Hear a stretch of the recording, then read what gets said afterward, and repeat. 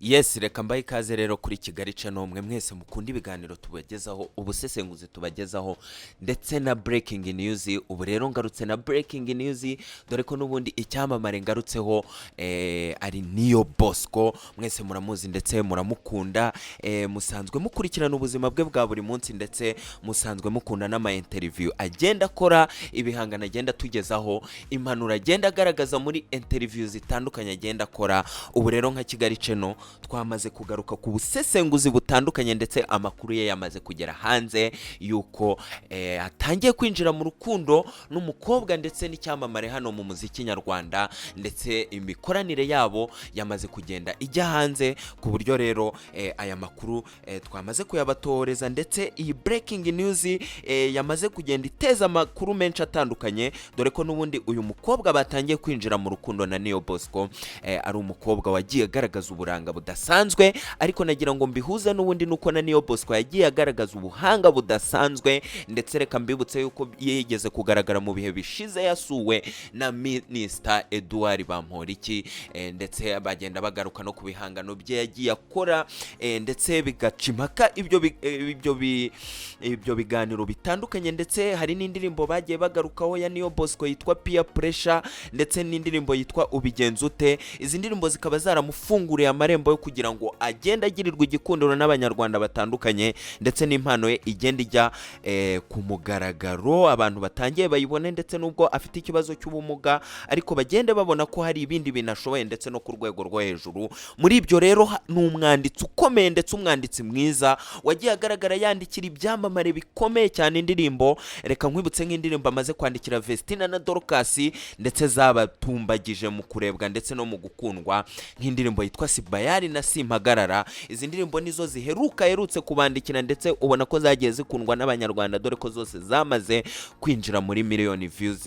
Rero uyu Niyo Bosco wagiye agaragara n'ubundi yaproshwa n'ibyamamare bikomeye biyobowe na Bruce Melody. Reka nkwibutse indirimbo yaje kugaragaramo amwandikira yitwa Katapira, ariko yavuba ahangaha yitwa Izina.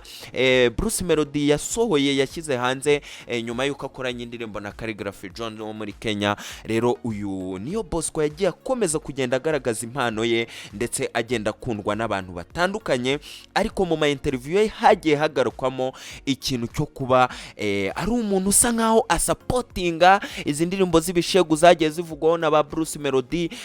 Abahanzi batandukanye bagenda babigarukaho ko bakunda indirimbo z'ibishegu. Reka nkwibutse interview yigeze gukora avuga kuri Chrisizi, ndetse agaruka ku ndirimbo ye Amashu, asobanura uburyo ibishegu byagiye bibaho na kera hose abidefanda, ndetse uba wumva ko uyu musore ari intyoza mu kuvuga ndetse no kugenda amenya amateka yaranze iki gihugu cyacu cy'u Rwanda, ku buryo ubuhanga bwe rero ari ntashidikanywaho. Rero ubu buhanga bwe bwaje gutumbagira, ndetse hiti igenda izamuka nyuma yaho agiranye imikoranire ya hafi n'ikipe ya Paris Saint-Germain. Abenshi barayizi dore ko irimo ibyamamare bikomeye nka Lionel Messi, Kylian Mbappe ndetse na Neymar Junior dos Santos. Uyu Niyo Bosco rero yaje kugirana imikoranire ubwo bifuzaga gukoresha indirimbo ye yitwa Seka. Iyi ndirimbo yaje gukora ndetse igakundwa cyane, ndetse ikarebwa, dore ko iyi ndirimbo yagize trend ikomeye cyane mu gihugu cya Tanzania.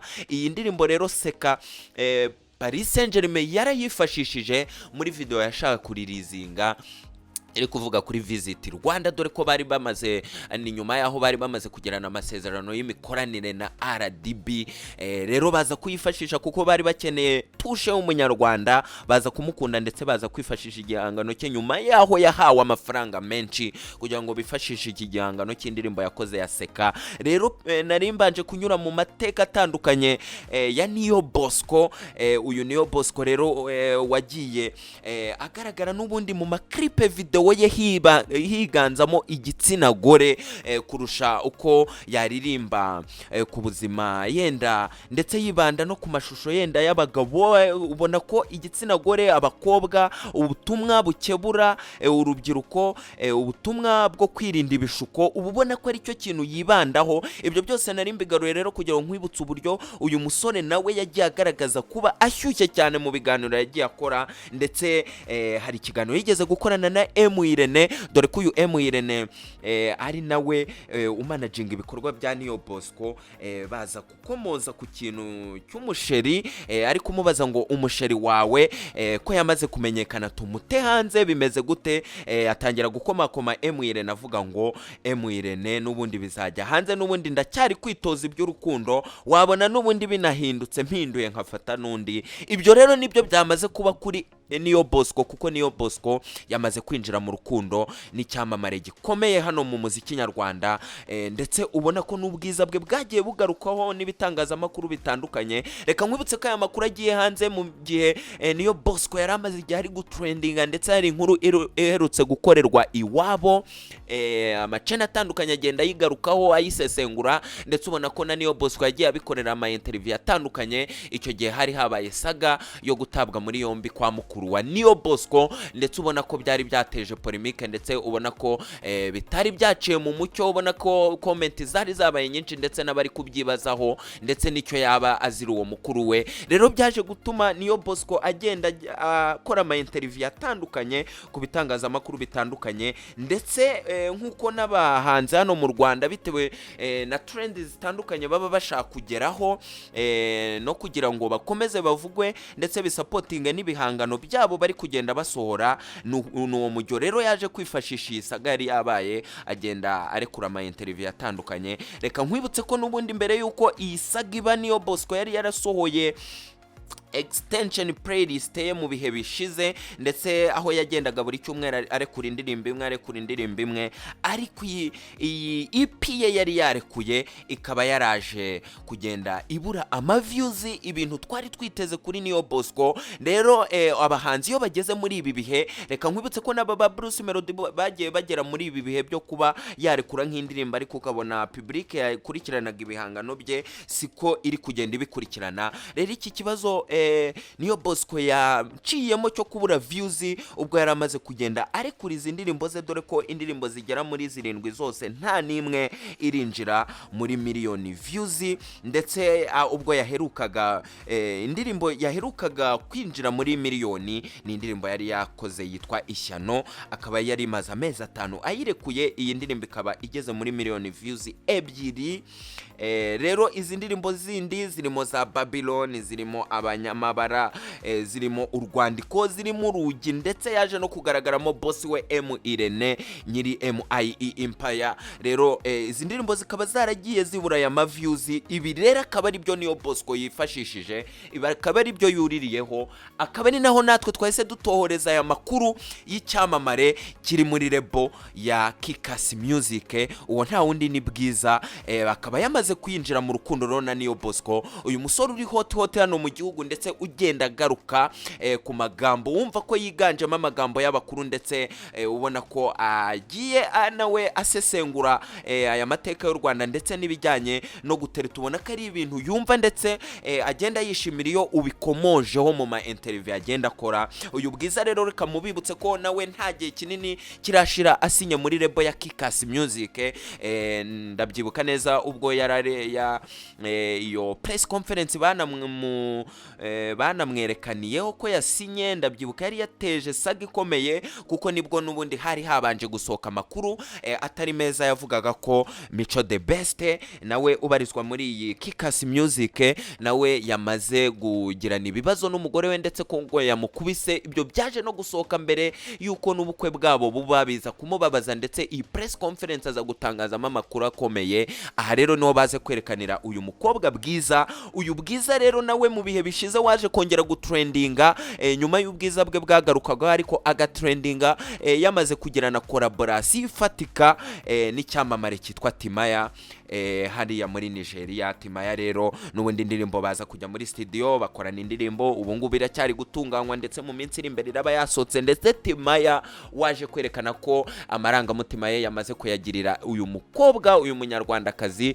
witwa Bwiza, ko bamaze kugenda amwishimira, ndetse ataje kumugira amananiza namwe amushyiraho mu kugira ngo bakorane indirimbo. Rero nibyo byabaye kuri Niyo Bosco nyuma y'indirimbo zitandukanye yagiye yandikira uyu mukobwa witwa yitwa Bwiza, yenda nagarukamo nk'indirimbo yaje kugiramo uruhare yitwa Wibeshya featuring Imico, naho harimo tushe ya Niyo Bosco, ndetse n'indirimbo yakoranye na Krisizi yitwa Roro, ariko hakaba hari indirimbo aherutse kurekura yitwa Lady, yose furu mukoko yanditswe na Niyo Bosco, ndetse iyi ndirimbo ikaba yaratangije urugendo rwabo mu bijyanye n'urukundo, mu bijyanye n'amarangamutima y'urukundo, affection zitandukanye, ndetse ubona ko connection yabo igenda izamuka igera ku rwego rwo hejuru, ubona ko biri kugenda bihindura Niyo Bosco, ndetse ugiye unakurikirana ama interview ari kugenda akora, ari kwerekana ko yishimye, ari kwerekana ko ari mu bihe byiza, ndetse nka Kigali Channel tukaba twarahise twihutira gukurikirana aya makuru,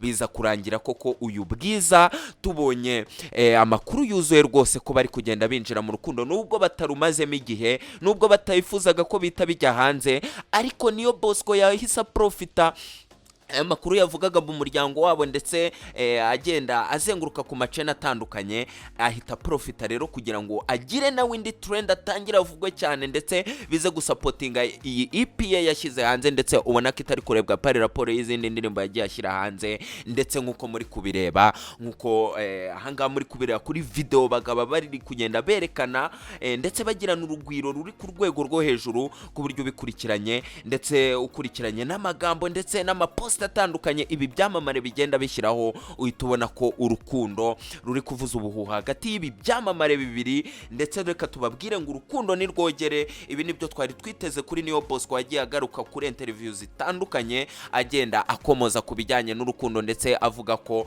n'ubundi anytime ubwo azabona umupatena mwiza yishimiye, ndetse wumva kariyeri ye, wumva ibitekerezo bye, umwumva muri rusange, ndetse umukundira uko ari, ko nta kabuza ko n'ubundi agomba guhita yigaragaza. Nibi bibaye rero kuri Niyo Bosco, na makuru ashyushye twari tubazaniye, ndetse izi nkuru zamaze kuba trend cyane kuri Twitter, ku buryo uri kubona ko Niyo Bosco nawe ari kugenda akora amakuru atandukanye, ndetse bitubizi ku byamamare iyo hari nk'ikintu gifatika bigiye kurekura hanze, ku buryo bitangira kugenda bikora aya makuru atandukanye, ariko natwe twanze guhita tuyemera uko twayumvaga, ahubwo turatoza, ndetse nyirubwite aza no kutwemerera yuko urukundo ruri kugenda rujya mbere, ndetse bagifitanye amaproje atandukanye meza, ku buryo rero turi kugenda tutegura episode ita, ku buryo bishobora no kuba ngombwa ko mu kiganiro cyacu Niyo Bosco agomba kugenda bigarukaho, kuko aya makuru yamaze gusakara ndetse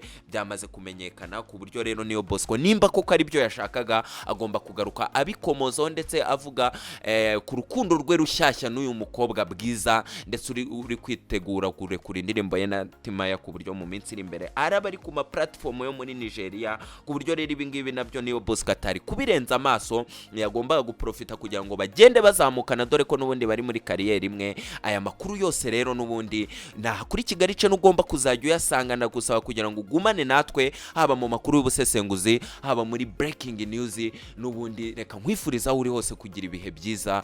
Ciao ciao.